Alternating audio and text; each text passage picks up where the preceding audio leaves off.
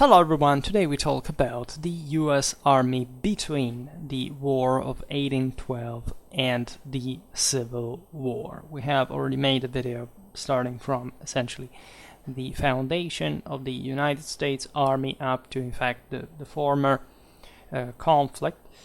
We observed in fact already what had been the consequences of the War of 1812 on the development of the US Army. So we'll start from there, and we appreciate what essentially was in fact further developed on the base of that experience, right? Because the system that evolved in the decades, so passing through, as we'll understand today, we'll talk mostly about the American-Mexican War, was that of the so-called volunteers. This would be actually militia still. We have seen how the federal army had been established, and this counted on the integration with the state's militia, plus volunteers in general. That is a term, as we'll learn now, that indicates essentially just a different type of militiaman that was committed, and this was regulated federally, to join essentially campaigns abroad, right, for 90 days, a tour, right, and we'll see how this did have implications in a war like the one with Mexico that lasted more than that. So these volunteers were essentially present in single units, right, separated from the rest of the militia. Each state organized its own, as we've seen.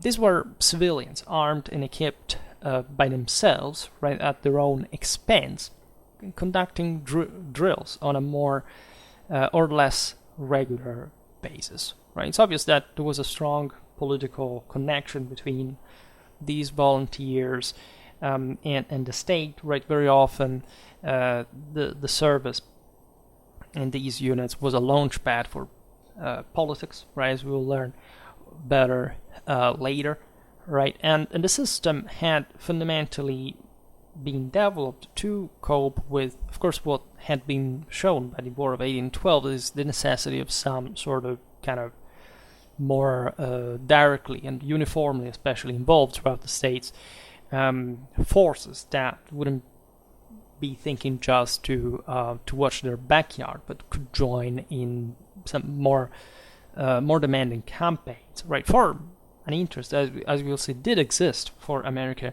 to expand substantially.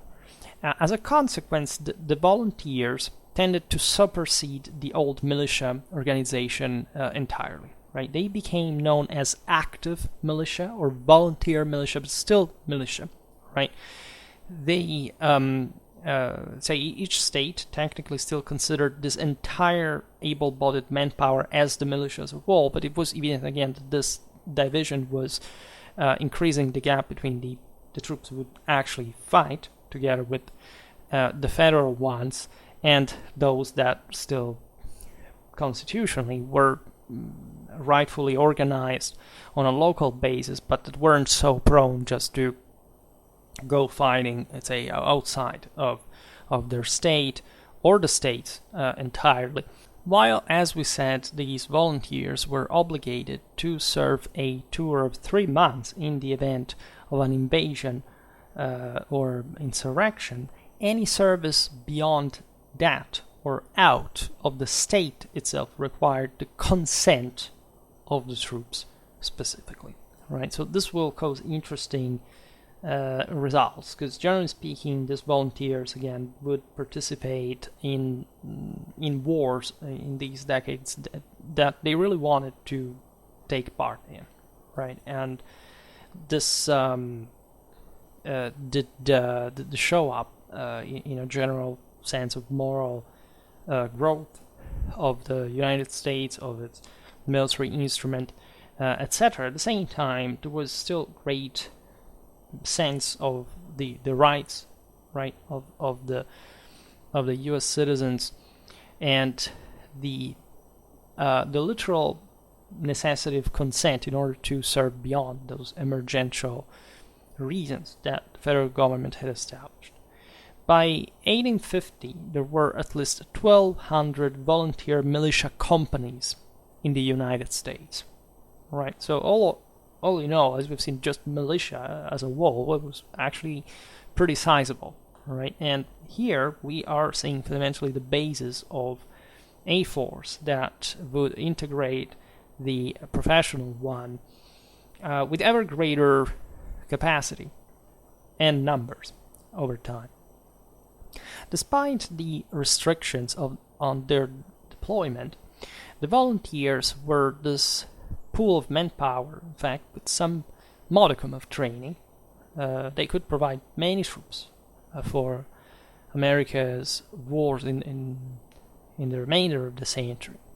And politically, the system gave the opportunity again for the citizens to take part actively in the nation's military affairs from their politics. Right, militia membership often conferred social standing, could serve as a springboard for public careers, and as we will see, some of the greatest names, also presidents, etc., had served among these forces. The War of 1812 made it obvious, as we saw, because it really began badly, right, and it was somehow saved in corner, right, by the United States, that America needed a more efficient and effective military system, one that could, in fact, still, as we will see now, cope with what were believed to be the major threats coming from across the Atlantic, that required also, in fact, the development of a series of infrastructures, of fortifications, etc. But at this point, nobody really knew, of course, how the system would have evolved exactly.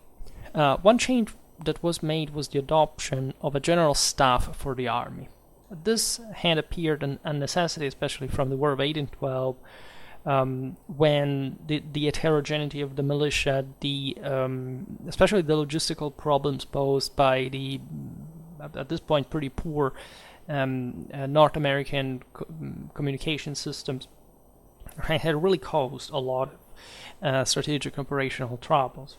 Right. In fact, this staff would remain fundamentally destined to the coordination and administration of armed forces, primarily, right, as an organization. It was not a true strategic essence, as it would develop, for example, in Prussia later on, with the planning of large-scale strategies, right. Even the actual organization of the army was intended here in terms of making the army actually work in the first place. Then the strictly military aspect, in terms of objectives, plans, whatever, was bent to the relatively modest concerns of the United States at this point. Because as we will see, they thought essentially that here we're talking about the federal army, right? So that in case of major threat, right, especially across the Atlantic, there would have been plenty of time to gather all the volunteers, to train them properly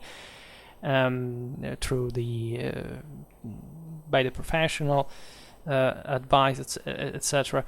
So there was no need to develop militaristic system, right? It was a distrust, a concern inherent in, as we've seen, just the American Constitution in the way the United States had been originally conceived, right, for which there shouldn't be, in the first place, a centralized concentration of power that could also, in fact, develop some military forces to a degree that could threaten the rights of the single states, of the U.S. citizens, and so on.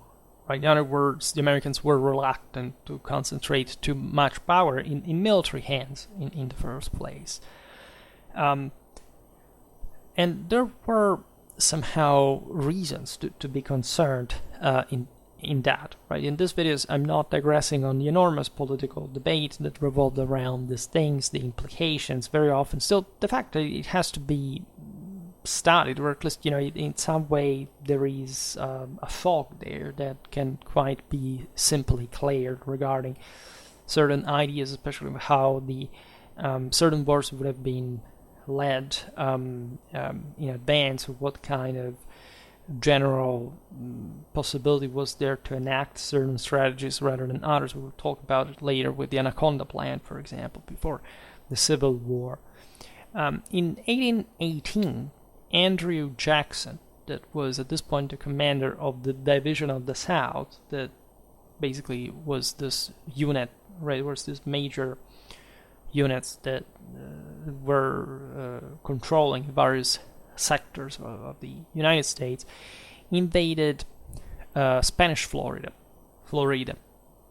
in pursuit of the Seminoles. There had been some troubles there. There had been also anti-white rebellions, which the natives and the blacks had joined forces, and nothing to be extremely concerned of.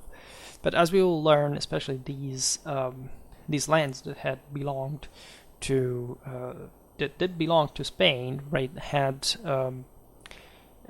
different, especially after the Napoleonic Wars had been, shattered by the revolutions in the Americas, etc. So there was a way the U.S. could profit of this, right? It was almost actually a war with Spain because of this U.S. forces entering Florida. But it was also shrewd American diplomacy that prevented war, so that in the end, the U.S. annexed Florida peacefully, right, and for good, right. John Calhoun had become the Secretary of War in 1817, implementing some long-needed reforms that had been envisaged after the war in the last couple of years. These reforms included improving the contract system for obtaining supplies, which again had been felt out there, as we've seen during the War of 1812, New England, and so the best mercantile resources, right, and infrastructures had not been used, right, by the U.S. Army for invading Canada. There had been, lots of issues, especially, in fact, in the continental part of the continental theater, because that was also in part what the absence of those resources had obliged the conduct of war, right, strategically, operationally, logistically, etc. Right. So this was a way just to gather larger amount of supplies, right, with greater powers, greater funds from the Federation.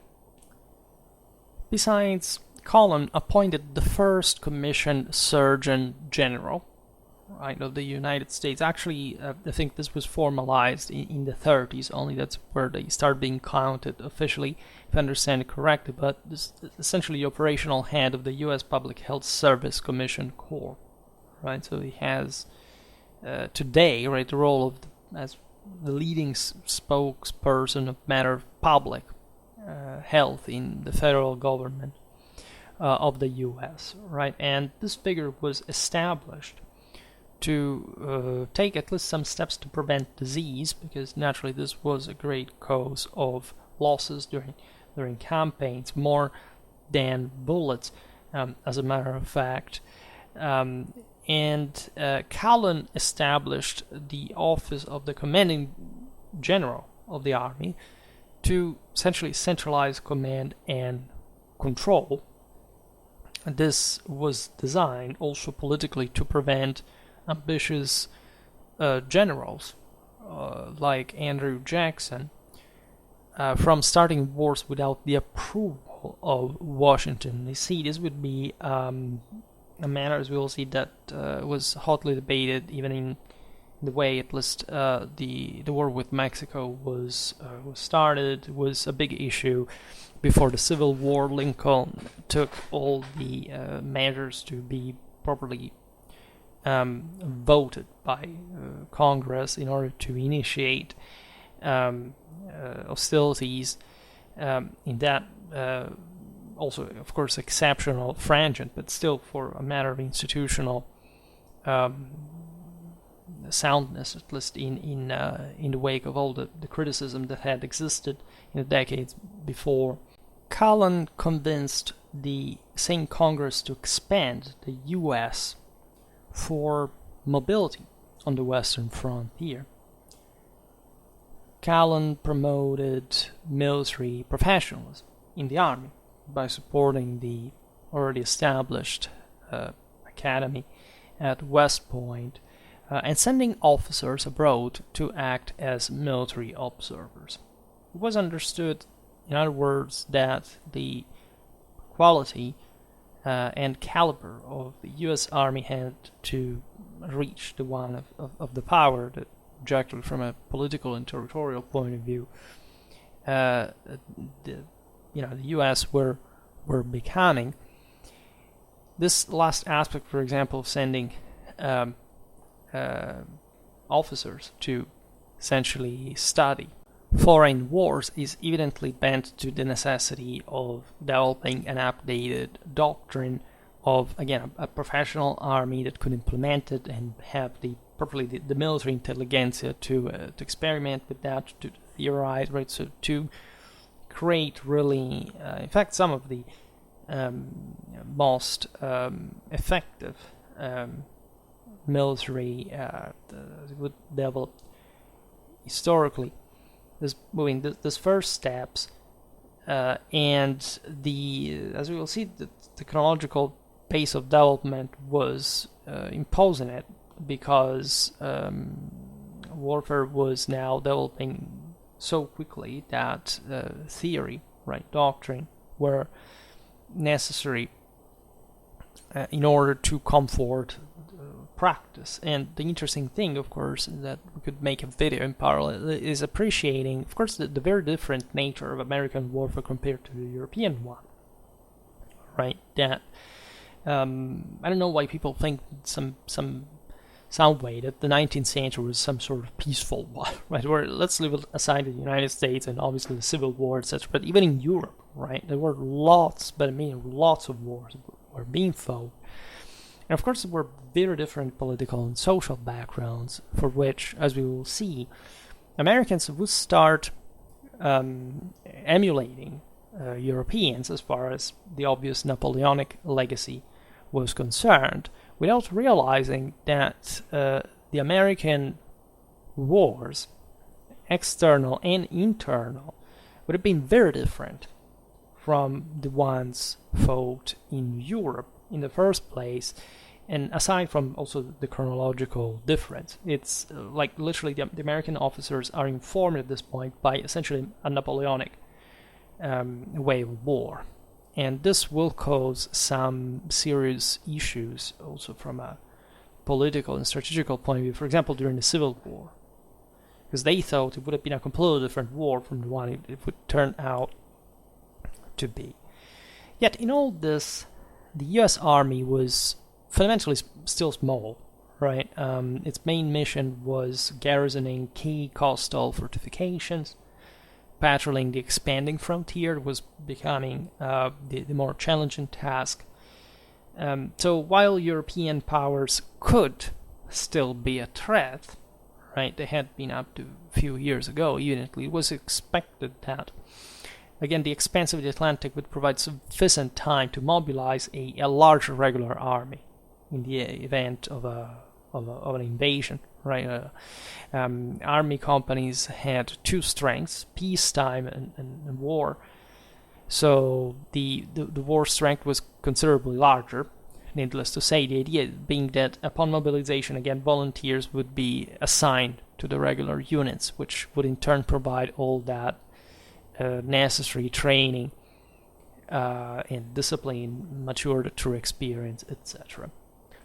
They were relatively optimistic about this, but again, war is just a continuation of politics with other means, and so at this point the US reasonably didn't see, at least among all the problems that every country has, especially in such phase of rampant expansion, which you really have to lay out like different pictures. It's all not idealistic, but still something that can be much more unpredictable than in an established situation. Like, war was not seen on the horizon for now, so they thought that we will think about it when it happens. It happens in that way, especially a transatlantic invasion of some sort. So learning its lesson from the War of 1812, the United States concentrated on expanding the Navy as well, building up coastal fortifications. This was also a wise consideration. This would give an edge, as we will see now on the war during the war with Mexico, but also would have dramatic implications during the Civil War. By 1843, there were 69 coastal forts along U.S. coastlines. While the U.S. prepared for this relatively improbable invasion from Europe, it was expanding westward towards the Pacific, and fast, and in a way that had yet all to be organized. Right, huge chunks of land had been annexated, purchased, etc. There was still an enormous debate on how to regulate this, how this would impact the federation, the single state, and so on. So this was a problem that would not be solved largely until the Civil War itself. And the army at this point was tasked with providing exploration teams. Right, the most famous had been at the very beginning of the 19th century, the one of Lewis and Clark, 1804, 1806. There's also the adventure of Zebulon Pike, 1206-7, to open up the West. Right, that was populated, of course, scarcely, but required, in fact, a colonization that was armed, required a defense of the colonists, and just at this point especially was yet to be properly carried out, in the sense that they needed to understand exactly who was there, how the territory was like, right, what were the best opportunities just to settle there, to invest, to establish which communities, whatever. The US government also promoted the building of infrastructure for this reason, feeling very much, again, the fact that this continent had remained fundamentally wild up to this very point. So roads, canals, railroads, these were all built by the army, right? This a traditional task since Roman times and before, and the justification was, of course, the necessity to move troops about the interior of the country. Yet, it was the ancillary function for politics was self-evident. America was industrializing, right? So it was necessary to provide transport for resources and commodities, just like the states were expanding literally as such, and this military intervention in the building of infrastructure, etc., was political. It was part of the need of not just a fastly growing country, but just also, the instrument for calibrating, right, the directions which this growth should have occurred. The Army Corps of Engineers was authorized to support these efforts. It had to provide its scientific and technical expertise to the growth of impressive set of technologies, for example, metallurgy. Right, one development was the use of steamboats to move troops and supplies along America's riverways. You know how important that would be during the Civil War. So that we're at this point, that this is the implication that the states were ever more interconnected, even infrastructurally, logistically, in terms of supplies. Their economy was, of course, a matter of federal debate, right? Just like any political direction. So everything had, every choice had different implications. At this point, the army was also fighting the Indians. The Native Americans' mobility was critical on the plains especially, so there were interesting experiments in equestrian culture. More dragoon regiments were raised to cope with this wild territories, ambushes, guerrilla warfare, etc. Consider that Native Americans had developed since the introduction of the horse in the continent like incredible capacities, where entire peoples that, while previously, even relatively peaceful, had transformed themselves into essentially raiding empires on the other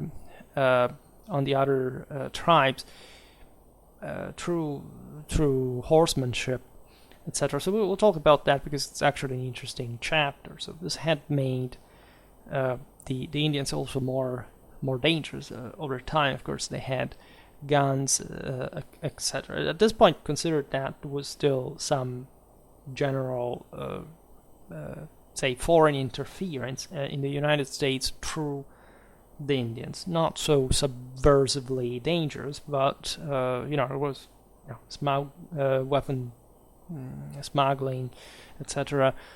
Foreign governments were aware about this. They were actually involved themselves.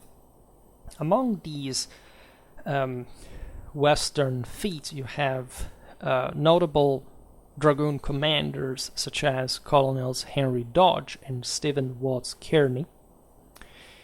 They were tasked not just with the strictly military purpose of putting down any threat, but also owing the same Native Americans, say convincing them of the necessity somehow of the manifest destiny, opening the way for settlers, right? Of course, it was at a point a peaceful say meeting between different groups, etc. On other occasions, you had wars triggered by the way, I'm skipping brutally like all the in-depth considerations, but for example, there is the Black Hawk War, which was apparently triggered, even though it's difficult to historically determine, also because of the nature of the Indians themselves, by the attempt to recover some territory that had been previously given to the United States, etc. And some of this stuff is pretty brutal, right? Anyhow, the Native Americans do not have much of a chance at this point against a Western force like the American one is. However, in spite of the multitude of missions, the total army strength never got to be much larger than 12,500 men, until at least the Mexican War started. And that's what we're going to look at, because this war is incredibly important also for the civil one. There was some sort of moral debate, even among some, in fact, of the same protagonists of what had been the civil war, regarding what the consequences of this war had been. There's all a political, of course, meaning to this. Today we look just at as the U.S. Army per se, but as you know, this war was fought after the Texan Revolution and the annexation, in fact, of Texas to the United States, and this had been done at the expense of Mexico, that was invaded too when the Texans had basically, both before, it was a war between the Texan army. We don't look at that today, but we can in another video. The result of the Alamo, other, the Mexicans lost, by the way, against the Anglo, say the English side, say the American settlers in Texas itself. So it's interesting to look at this also from the perspective of the militia, because Texas was not yet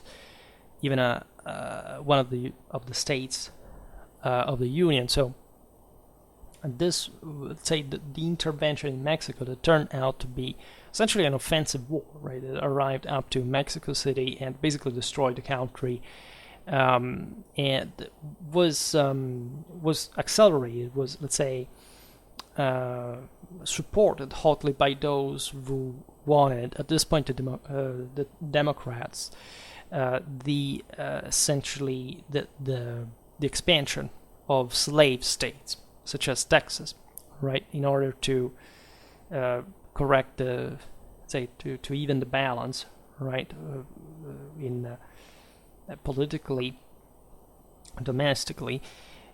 So this was seen eventually by those who supported the free states, the abolition of slavery, etc., as something that was forced, right, in a immoral way, just to pursue objective that was essentially against the ideal of the American foundation. This is very interesting, and it's interesting as much as the other ideas. The fact is still the pro-war party won, and that must be understood because there had been a reprisal, after all, against people that called themselves Americans, right, and by a foreign state that was essentially collapsing in the north, as far as the attempt of centralizing on this settlers, etc. And so there are really massive implications, but many people thought that essentially civil war was a curse that Mexico had launched because of what the Americans had done there. As we will see, the thing is more complex. I'm personally more interested in the military side of the story, but there is some consideration about that as well. So things had been hot, not just climatically, let's say, between the U.S. And Mexico since at least the 30s of the 19th century, when Texas, under the lead of its American colonists, in fact broke off from Mexico, established an independent republic. And this Texan independence was never recognized by the Mexican government. There was a lot going on diplomatically at this point because the U.S. was negotiating with everybody involved, and especially with the Texan leaders, to incorporate the new republic into the United States. So in 1845, U.S. President Polk dispatched the famed, in fact, General Zachary Taylor with a corps of observation to essentially force the issue. This was the thing. The idea is that there had been, again, this Mexican reprisals, and essentially this would have been just an explorative mission to see what was going on, to say it more clearly, but obviously it essentially escalated into open war. Taylor would have marched to the Rio Grande, that was the generally recognized as the Texan border with Mexico, and this move precipitated clashes with, of course, the Mexican army. So the U.S. Congress declares war on Mexico on May the 13th, 1846, and expands the army with an authorization of 50,000 volunteers. That gives you an idea of the sizable amount of forces that here the U.S. could mobilize. Now, it would be interesting to compare this war with the one of 1812, perhaps in another video, but this is fascinating because Mexico was huge, right? And even though the U.S. was more advanced, was more industrialized by this point, still, the feats that the U.S. military managed to accomplish strategically, operationally, are really impressive. And that makes you think also in terms of properly the general situation it had formed. Again, was it profitable for the United States to get in this war? It would cost 1,700 American soldiers' lives, right? And obviously a big deal was accomplished as well. So even retrospectively, aside from the issue of slavery, etc., well, the enterprise as such seemed impressive enough, also for the reputation of the United States, its army. Surely, say a warring one, but also an impressive one. in terms of what this power could do. In any case, of course, the US would maintain a sort of isolation overall. These were essentially the only neighbors they had. They already made war with both Canada and the Mexicans. And an interesting comparison that could be drawn between the two wars is that there was no such dilemma like the one the US had faced in 1812. That is to say, the militia were not to be called to fight a foreign war, right? So this is the first instance in which volunteers, as we've seen, were mobilized en masse, right? Both to fill out regular army regiments and to create new units. This is fascinating, as we will see now, because there would be some desertions, especially at the end of the 90 days that had been the ones that were just as volunteers owed, right, to the Federation, but for reasons again were politically debated, because what were they invading Mexico at this point exactly for? In any case, that shows that through the commitment, by the way, of the American soldiers, this war, the again eminently positive aim and support, right, these men had and provided to their own country against Mexico. The volunteers had, as we've seen, several advantages over the old militia, since they actually wanted to fight in the war. This is very important, and this is somehow overlooked. Morale was better among them, and beyond the already higher quality that they had compared to the, let's call it the old militia, in fact. And think about it retrospectively, and the War of 1812. That thing of fighting abroad against the Canadians, there was a support, as we've seen, for that war somehow. The Hawks managed to, of course, make the thing happen without too much problem. Some states had still seen, of course, the difficulties. They wouldn't send their militia. Nobody, of course, would say anything, because there was some very specific regulation about that. This actually importantly compromised the American effort, but the ultimate objective of seizing Canada, whatever, seemed for many reasons just not very sound since the beginning. And again, I discussed it in the other video. We can, as any topic I discuss, we can discuss it in depth in multiple videos, right? So we can always come back on all this stuff at some point. The American-Mexican War was something completely different. Both American regulars and volunteers would march all the way to Mexico City in 1847-48. It's a long way, right? Even just things happen militarily. You can go that fast, that deep, right, if you have the right conditions, etc. This was also a gamble in part, but it succeeded also thanks to this moral drive that was evidently displayed by the American troops. In spite even of the many volunteers who did show no hesitation to returning home the instant their enlistments were up again, the war was particularly successful in that regard. There were substantial amount of losses. As we will see in the end, the Americans could even continue it, because in the meanwhile, while Mexico had lost, basically it had been a civil war within Mexico itself, with some secessionists in the Yucatan Peninsula, etc. Well, that the Americans were asked to intervene there, but the Congress refused at that point, because it would have been bloodier than they would have liked at that point to sustain.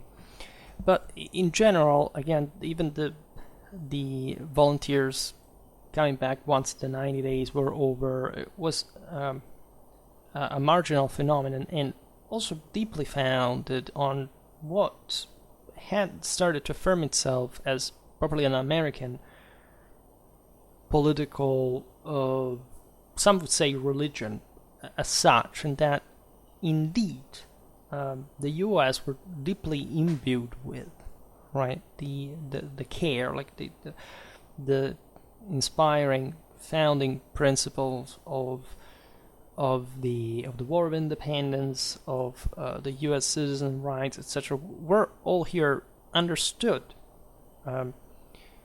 quite deeply. And this is, in fact, the most interesting thing, that they were so. Of course, there was general possibility of people saying, "Okay, it's 90 days. This is no picnic, right? Let's go home." And that's pretty understandable. But this is exactly the point. I mean, these were people who were able to go out there, risking their lives, going through hardships, as far as what had been decided at a federal level that was shared as a unitary policy, but also saying, well, but there are my rights on the other hand. And this is what the entire deal of the U.S. is based on. Right, and all in all, the fact that this war was a success, again, it's not something I would simply connect to the general grievances on a moral basis that are connected with eventually what this did really trigger as a war regarding to the Civil War later on, and the political reasons why it had been fought. There was a lot of corruption, by the way. The entire Texas thing was run, of course, for obvious political interest. The same war here was of course driven by that. But you can't have these results if you don't have a sound power, right? And consider the youth of the United States. This war is quite fascinating to just analyze. Interestingly enough, during the Mexican War, the U.S. Army instituted strict training and discipline for the new recruits.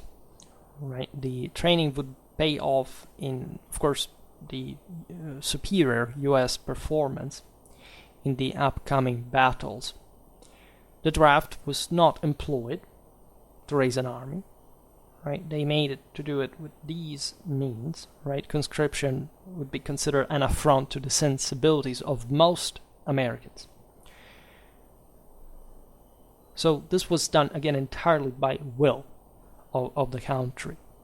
So initial U.S. objectives, and we're going to make, of course, this thing very simple, because this is just a general consideration in the history of the U.S. Army. It's not even a video about the American-Mexican War, nor about the single battles. So I always say this because I don't want to disappoint the audience. But again, step by step, we can do everything, hopefully. So looking at the U.S. objectives, which were they? Well, first of all, because you can see also in the maps I uploaded, and if you are versed in American history, you already know it, of course, that the general objectives were seizing California, then invading what was then northern Mexico, and essentially today's states of Arizona and New Mexico, then occupying the Rio Grande region. These objectives were accomplished with embarrassingly small forces, considering how large these territories are, right? How complex, how articulated. Think about just the mountains, the deserts, but the sheer surface, again, and if you look at the amount of troops that the Americans managed to seize these territories, like, you understand how weak the Mexican control over these territories really were, right?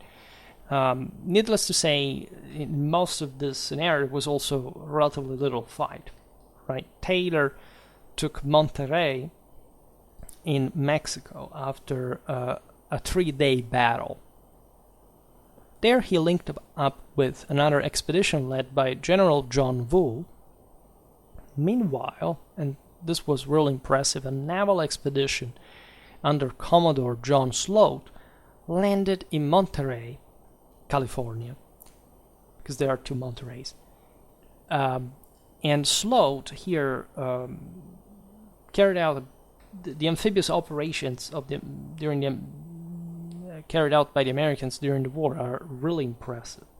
Sloat, first of all, supported rebel Americans that had settled in these regions under Army Captain John Frimmel, the latter officer having been sent to California to stir up anti-Mexican insurrectionists there before.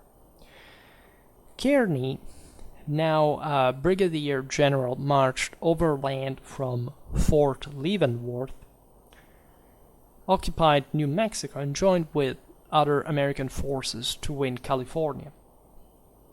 Elsewhere, Colonel Alexander Doniphan marched south from Santa Fe and seized Chihuahua in Mexico. However, these moves were not enough to end the war. These were a big blow, but the bulk of Mexican forces was out there still. So Polk gave General Winfield Scott command of a new expeditionary force. And here we have, in fact, the aforementioned success of a campaign that entailed, first of all, this amphibious operation that invaded Mexico, captured the Mexican port of Veracruz, and marched inland, seizing Mexico City itself. This was really against the odds in the sense that naturally these lands were somehow backwards as far as communications were concerned. You would think logistical issues across this enormous distances all across northern Mexico. Yet Scott managed to put up a very effective logistical supply system. He traveled light, managed to forage, avoiding, however, bloodshed of Mexican civilians, at least as much as possible, because of course there were tens of them killed by the various American forces settled there at some point, some just in some outposts, just out of boredom, killing, raping, etc. But if you look at it as a whole, they were very contained. And Scott, in fact, wasn't bothered by, say, a few tens of Mexicans killed. But in that way, still, because, of course, he could have killed many more, he prevented substantially active guerrilla to, spurred by hatred towards the Americans to harass him during this campaign, right? So this thing was that fast. At sea, evidently, American naval forces paid off, right? Compared to Mexico, it was, again, like a much, especially was not industrially developed as the United States. So, of course, there was an important disadvantage, but it was not all, right? It's not about just the industrial force per se. It's really what you're fighting is war for. How do you actually move your forces? How do you are able to vision your objectives, how to pursue them, etc. And all of this is to be considered under the light that the Mexican army was a veteran force by this time. They weren't just a bunch of conscripts put together, right? They were good, right? There are many instances during the war in which Mexican troops did fight really well, right? But again, the U.S. had several advantages going for it. First of all, this is the point. Scott was an excellent combat leader. At least he proved this during this war, and it's not always something you can, again, say about someone before they're actually leading, right, an army on campaign, right? You can have lots of success that is just even on campaign dictated by a relatively easy job. Here, the job was not easy, and Scott really worked out dramatically well, essentially being able to imagine pretty well how things would occur. He had the necessary expertise to execute his plans strategically and operation. striking inland from his base at Veracruz, he abandoned his own line of communications, so not doing the obvious, that means a lot, but also much greater challenge. He brought, as we were saying before, a mobile supply train along with him. He, again, prevented guerrilla from breaking out, right, by ensuring proper treatment of civilians along his way. This allowed him to outmaneuver several Mexican armies. He assaulted and took up the same Mexican capital, and he negotiated a peace which recognized the United States annexation of Mexican territory north of the Rio Grande. Right, the Mexicans at some point had negotiated for some outer river north to the Rio Grande, but at this point the die was cast, and not just that unitly, because the Mexicans had lost the war at that point. How did the Americans make it? Because again,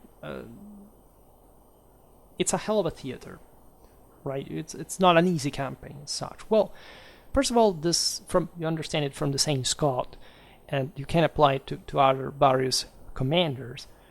The Americans had a good cadre of leaders. They had senior officers who had matured an important experience during the War of 1812. Junior officers, some of which would become the great,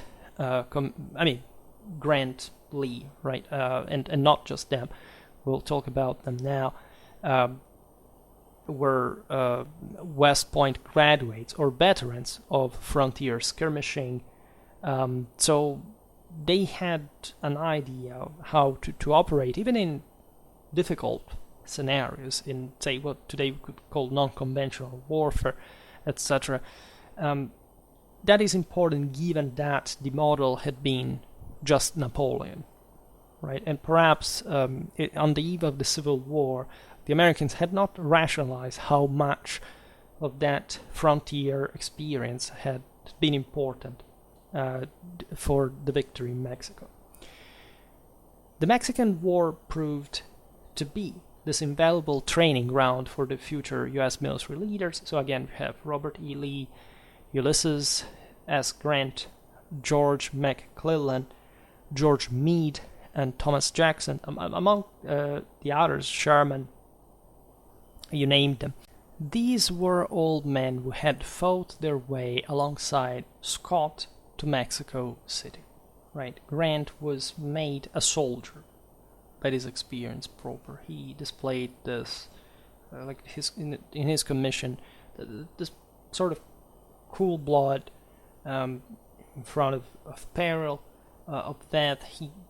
He had, again, you don't know also your potential as a military man until the moment you actually are in one of these operations. Lee was said to have exerted an incredible force, both mental and physical, throughout the entire war, like nobody else. There are lots of stories. Again, at some point we could really look at them. In any case, on the other side, much of the Mexican leadership was instead divided. There was much infighting going on throughout the war, as we remember before. The much renowned Santa Anna seized control of the Mexican government and fought a last-ditch defense of Mexico City. That is also impressive. As we were pointing out before, technological improvements at this point had become apparent in war, right? We're talking decades after the War of 1812.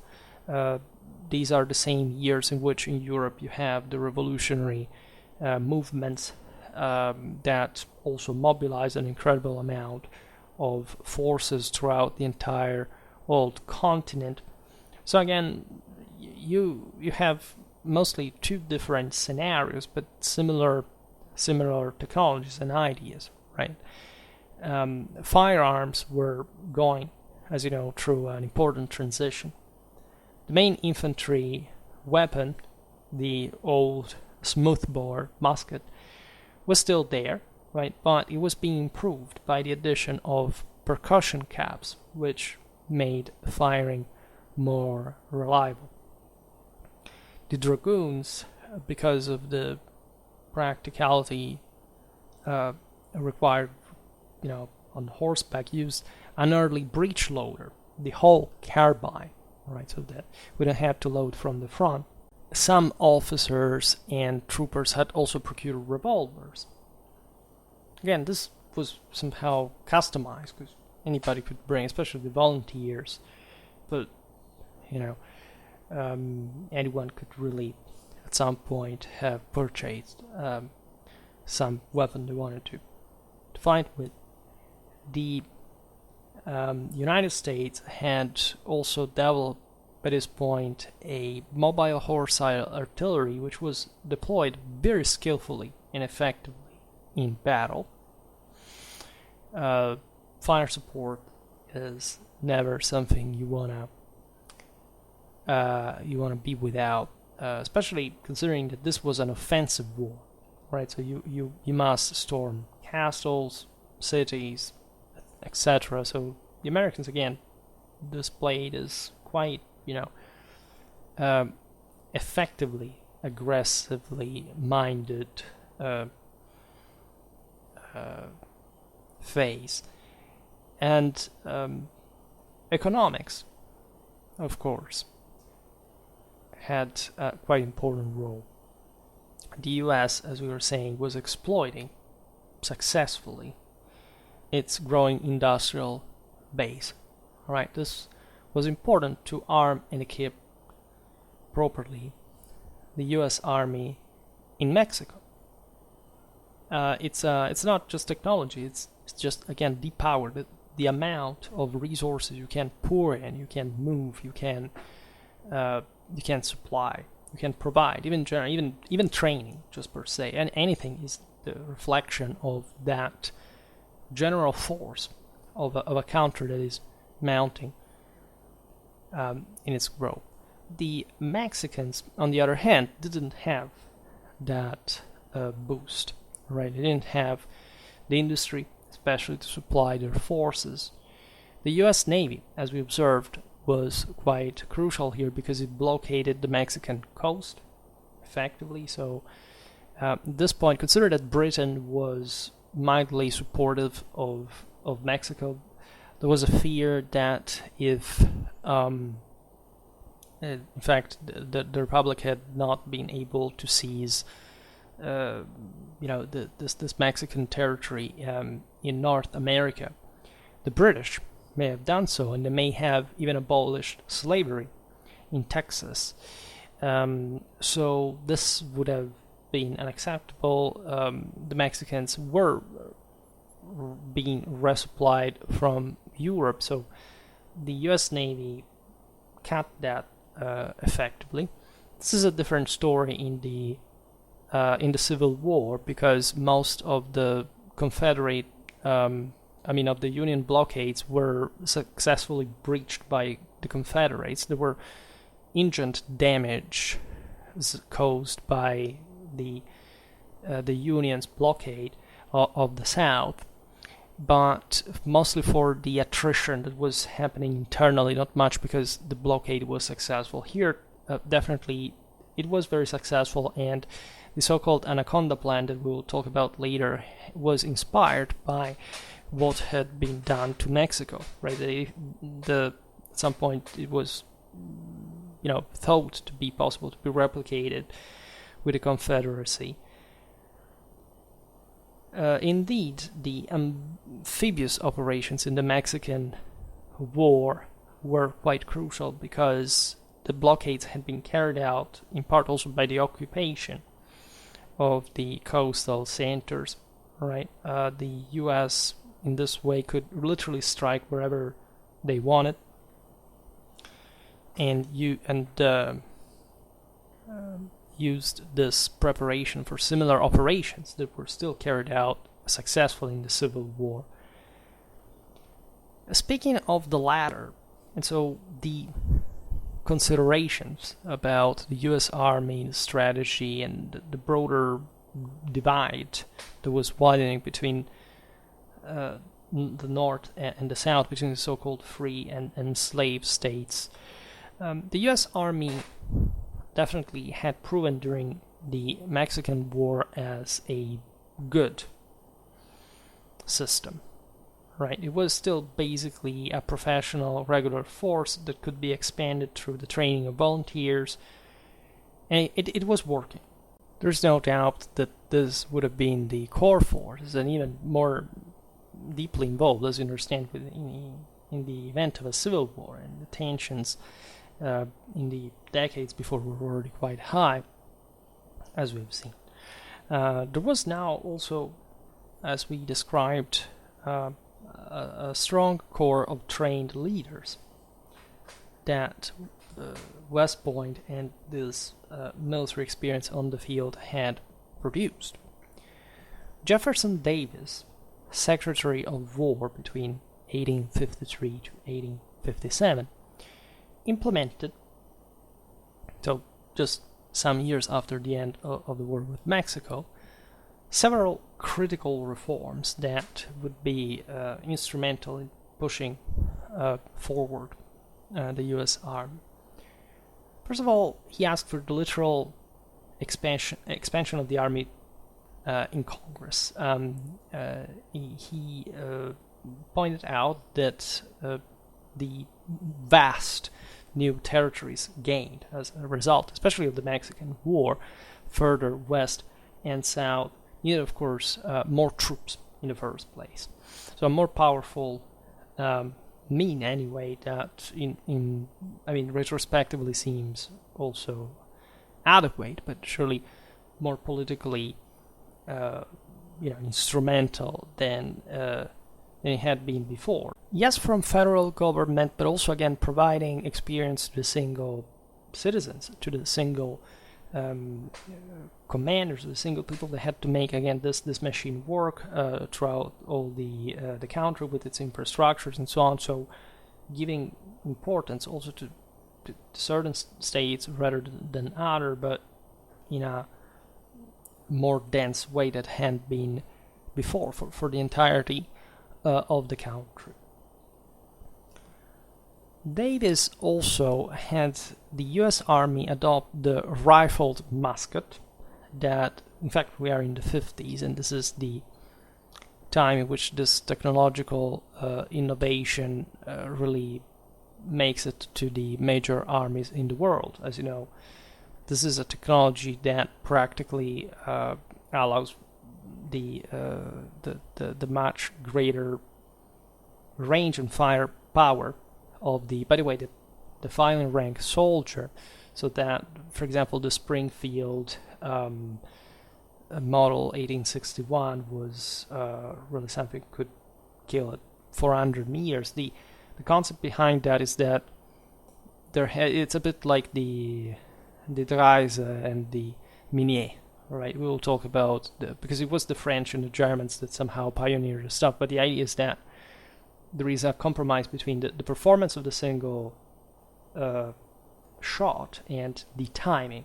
Right, during it's decades later, but during the Franco-Prussian War, the Dreise rifle of the Germans was less powerful because basically it made the bullet taking the rifled form that could in fact just be sent linearly through the rifle barrel, shooting from the rear, so essentially impressing the form of the rifle barrel on the bullet by losing a great deal of force in the moment of impact at the beginning of the barrel. Right, because they would mold the bullet per se. The French had a much more advanced, at least in terms of shot performance, the Minier system that was still a frontal loading weapon. You had to stick the the bullet from the top into the barrel, and so in the moment in which you shot, the bullet had already taken the shape of the barrel on the side. But it took much longer to reload. So actually the French had much greater range but less rate of fire, and in that circumstance it turned out that the Reiser was much better after all for useful shot in timing and accuracy. This is just an example of how apparently archaic to our sensitivity this technology was, but at the time it was a huge debate and race to improve all this. Now Davies instituted new tactics to use the new rifle, in fact, emphasizing skirmisher formations that, as you know, would be a thing, a bit of a legend around during the Civil War, especially in the Southerners, but it was actually becoming a doctrinal thing homogeneously, and sponsoring drill manuals such as Hardy's Rifle and Light Infantry Tactics, written by, in fact, William Hardy, that was an American officer. I think he served in the Confederacy later on. There was also much experimenting with new weapons developments, such as breech-loading rifles, rifled artillery. It also was dramatically increasing. Empowered would be during the Civil War many, especially the acceleration of a great deal of industrial production, technological innovation, new doctrines, etc. These are all topics worth a single video on each one. US military professionals in this pre-Civil War period tended to study the Napoleonic Wars. We said it before, and as a consequence they were concerned particularly with, if anything, seeking the opportunity to fight large and decisive battles that could settle an entire campaign. Think about Austerlitz, Friedland, Waterloo, right? But again, America was not Europe, right? For one thing, the U.S. Army deployed most of its units in peacetime in battalion strength or lower, plus dispersed in frontier posts. It was a completely different warfare. They had essentially small units that were not concentrated. They mostly fought counterinsurgency warfare, right? And there thus was no opportunity for commanders, first of all, at this point, to practice maneuvering with higher echelon formations, such as division and corps, that were not available, and American politics was not giving the necessary for carrying that out, even just preemptively. And because objectively the type of theater that they would have fought in the Civil War, of course, would have been very different from Europe herself. They would just the states were a different thing than European ones. So when we look at, for example, Napoleonic armies marching over relatively well-developed areas with roads and forage, right, in countries that had millennia of civilization and very concentrated population, very deep intertwined relations, also important, well, there were important geographical obstacles in the United States, but again, different ones, right? Different historical interactions, different resources coming from, for example, the colonial empires, right? The US was not this. As a consequence, first of all, the fact that the country on the frontier was underdeveloped and transportation was a major shortcoming, there were literally different forces involved that, in fact, would be observed by the Europeans during the Civil War and judged negatively for that. I mean, Europeans thought that the way the Americans fought their war was amatorial in a way, and technically they were right, again, because there was no actual background to reach that level of professionalism at a higher level of collective training, and other reasons, right? Just again, the peculiar American culture, this role, for example, of volunteers, of militia, technically, that didn't quite exist in Europe, at least in the same way. There were organizational issues as well. The U.S. Army, as we were saying before, was deployed in 7 departments across the country, each covering really a big geographical area. A departmental commander was responsible for commanding his own regular units, right, mobilizing militia and volunteer units called into federal service, and coordinating with forces from other departments which might be campaigning in his own department. So this posed several political issues, because from one side you had essentially some loyalty owed by this mix of troops, and just knowledge and habit and connection with these various departments. So this, in a sense, did favor, just for the way that this country was federally organized, this sort of fragmentation, the fact that, you know, the federal government was still heavily dependent on states' rights, and in great part, of course, the Civil War was fought also for this. On the other side, you had logistical issues, because, at least politically, you would have to, of course, support the movement of essentially other armies. This was the concept from other departments whenever, for example, they had to cross in your own territory, right? So while logistic support was through the War Department, there was, in between the political mandate and the actual forces, a bewildering array of administrative bureau chiefs, and each chief essentially guarded his own prerogatives, right? It was, needless to say, a corrupt system, and this bureaucratic mechanism was just allowing for all the most different types of playing regarding which forces could have been allocated, like being resources, which kind of, that all depended on a system was just forming, but forming very rapidly, and so that was difficult also to simply uniform, especially in a country that was so suspicious towards centralization. So while in peacetime, objectively all this seemed negligible to a degree, because there was no emergency regarding at least the way the army had to be employed and the resources that it required, etc. The actual administration was of the military was much more complicated in wartime, and especially even more in a time of civil war when that was fought within the same country.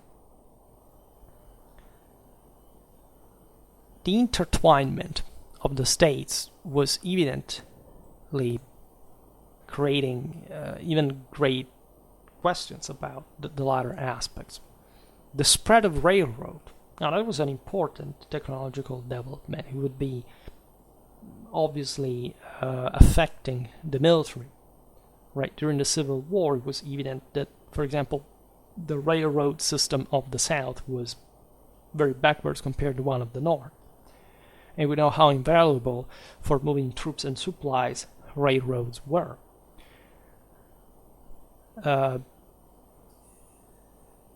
The railroads would also change strategy, because campaigns would be fought to gain control of strategic rail centers, such as Chattanooga and Atlanta. The telegraph, right? For the first time, you could essentially coordinate forces just in an instant way, at least as far as message delivery was concerned. right? You could really know what, for the first time in history, what was going on at the time across vast expanses of terrain. So this had never been tried before. Consider this about wars, that nobody had ever fought this type of war before. And as a consequence, especially in a country with all these disparities within it, that created an unprecedented asymmetry. You see, in Europe, you did have such differences to some degree, but at least it was a much kind of closer sense that the need for a military update also, in the face just of the fact that there were different states, at this point essentially mostly founded on a sort of national statal model, had to be constantly updated to meet the threat of the neighbor. The United States were a bit different, and surely before the Civil War they weren't working in the sense of, structuring their own military for the purpose of fighting against each other, right? So the way, in fact, the Civil War was fought is really fascinating, and yet at the time, of course, they realized that in the face of a secession, well, these differences would have played out because they were the same causes of the war, politically, to some degree. I mean, among the bigger picture, but also this, the infrastructures, not only. Because industry was expanding in the northern states, right? Political leaders were, of course, interfering in the way the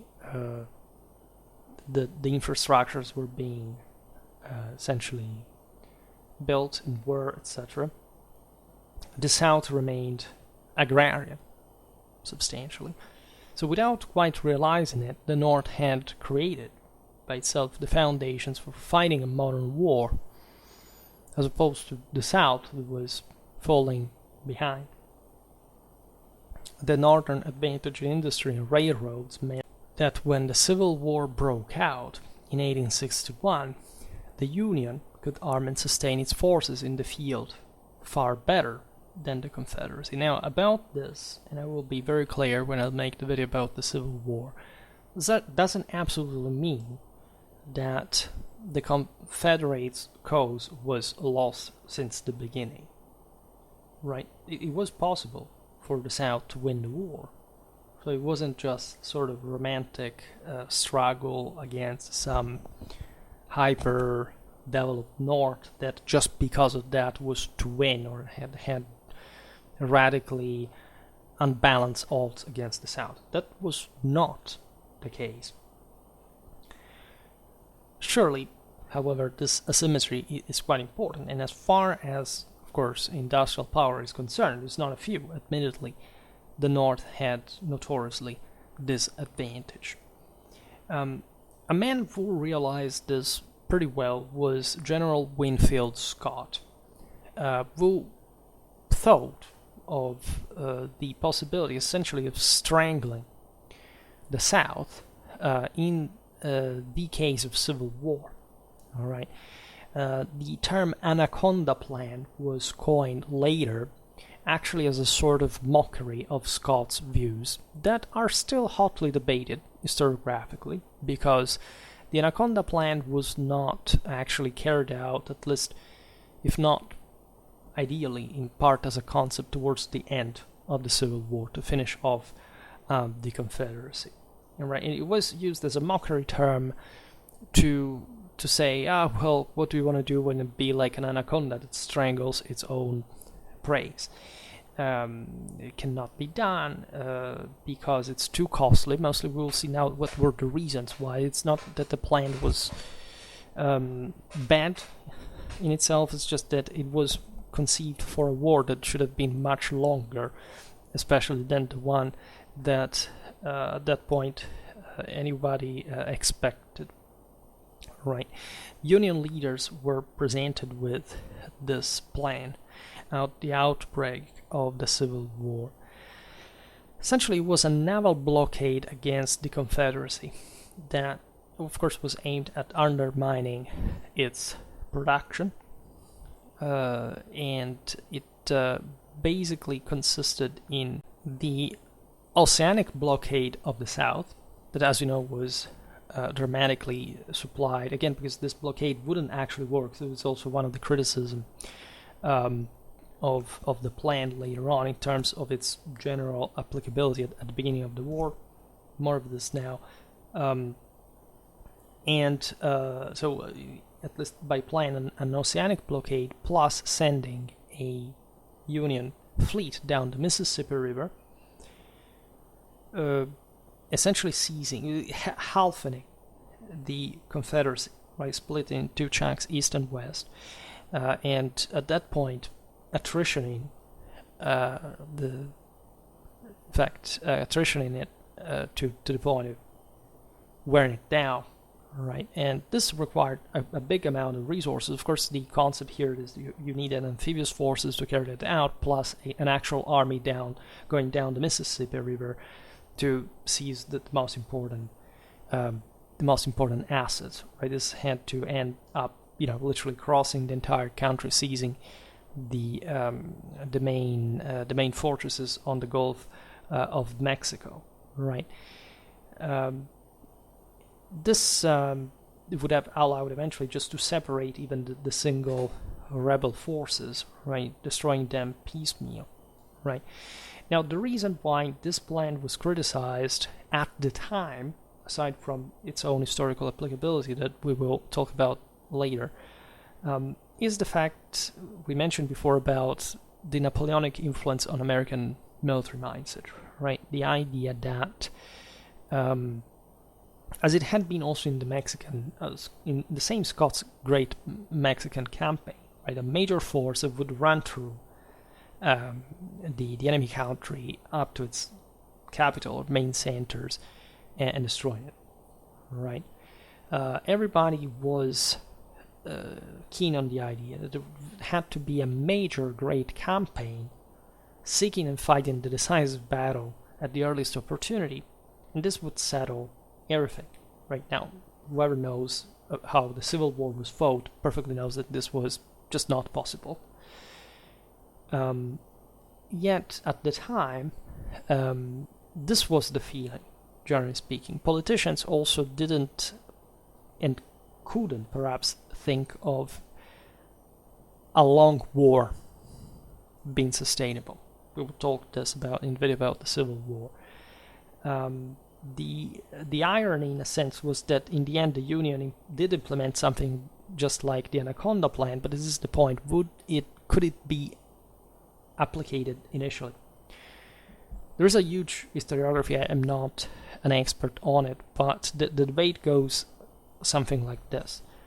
Just to say, there was no level of centralized control, especially of, say, the government relatively to the generals on the field to carry out a plan like Scott's, right?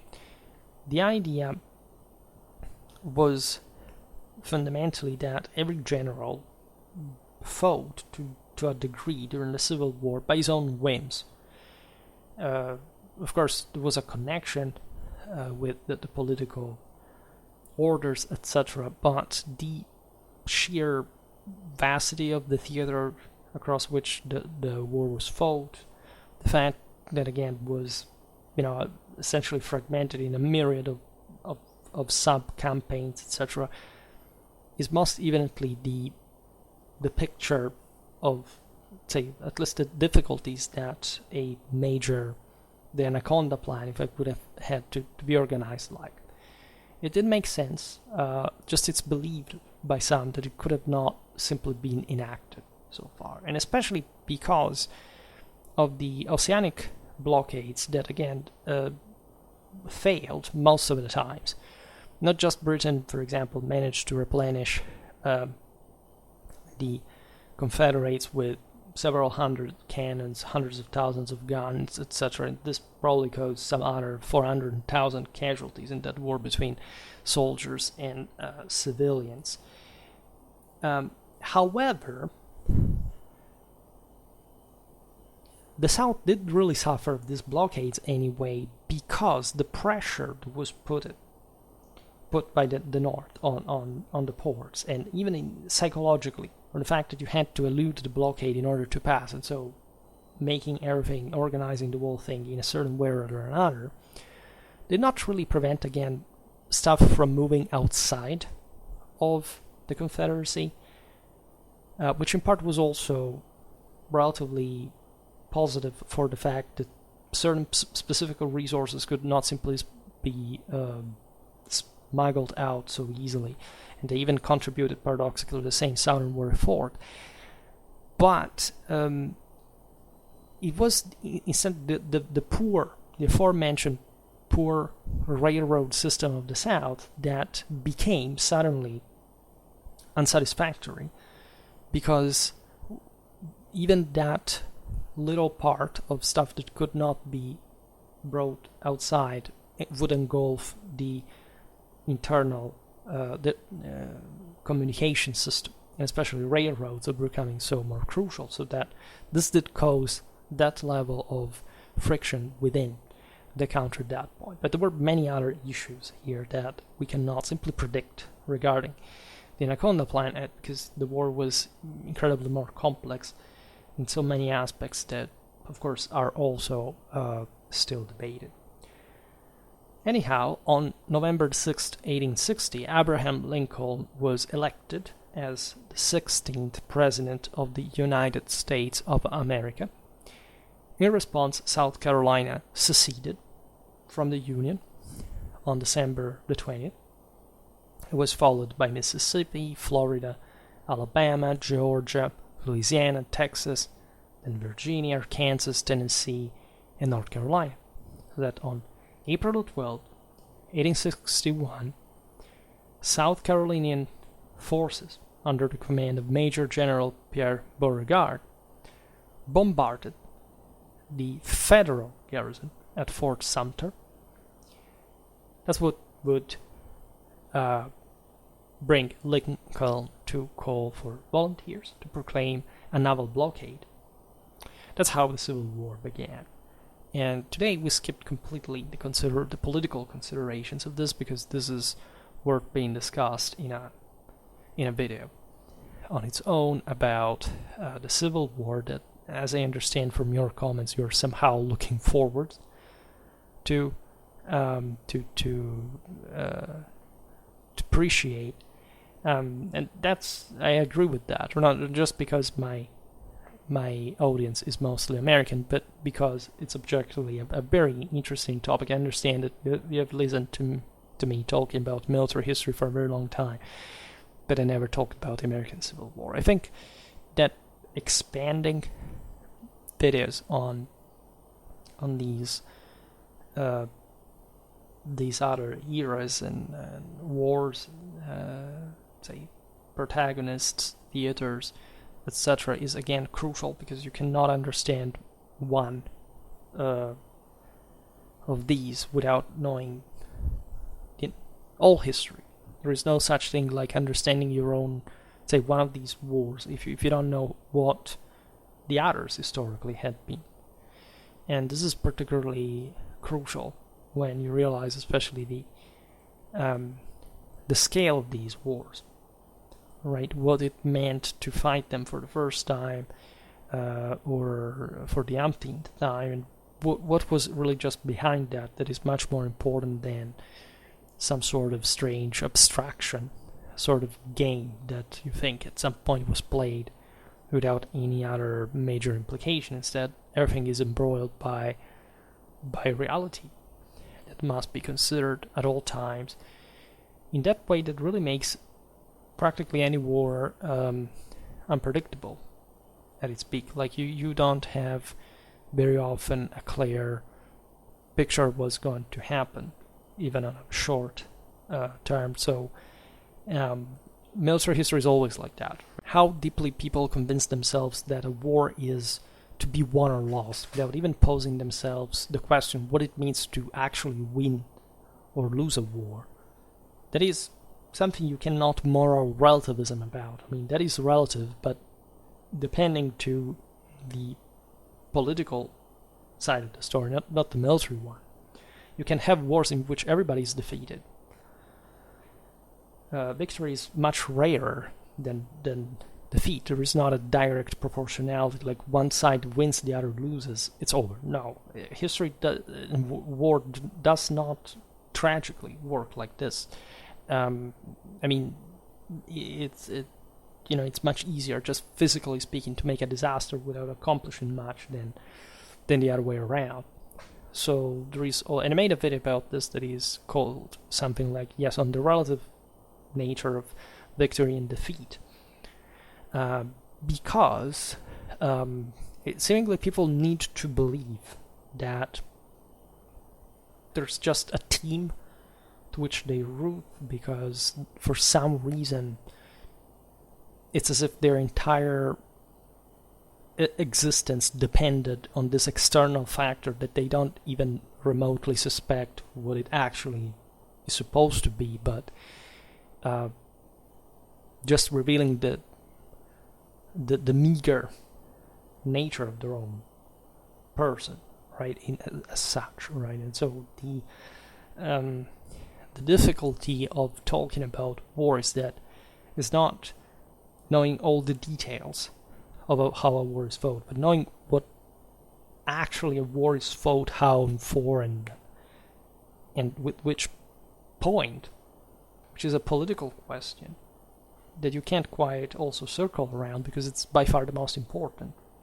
So it's not philosophy, it's just, if you think so, it's because probably you can't get there to grasp it, but it's not a good sign, and actually it's too well common, right, than it should be, at least for understanding such important pages in history. Well, for today, however, I stop it here. I just hope that you enjoyed this video. If you did, please share it, otherwise leave a like or subscribe to my channel if you're interested in my upcoming content. As always, I thank you heartily for listening to me. I wish you a nice time and see you next time. Bye.